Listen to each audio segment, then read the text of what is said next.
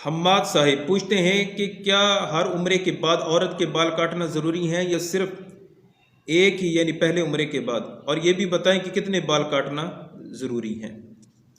جی محترم، عورت کے لیے حلق تو ہے ہی نہیں، عورت کے لیے تقصیر ہے، یعنی سر کے تھوڑے سے بال کاٹ لے یا کٹوا لے۔ کتنے بال کاٹے یا کٹوائے تو ہے ایک پورے یعنی 1 انچ کے برابر، اتنے بال کٹوانا یا کاٹنا ضروری ہے، وگرنہ جو ہے وہ احرام سے باہر نہیں ہو سکتی، اگر ہوگی تو پھر اس پر دم واجب ہو جائے گا۔ یہ جو مشہور ہے کہ عورت ایک بار ہی بال کاٹے گی، اس کے بعد جتنے مرضی عمرے کرے پھر بال کٹوانے جو ہے وہ ضروری نہیں ہے، یہ سفید جھوٹ ہے۔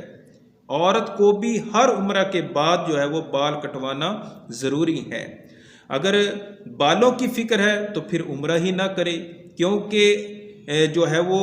یہ حج اور عمرے کا اہم رکن ہے، حلق اور قصر جو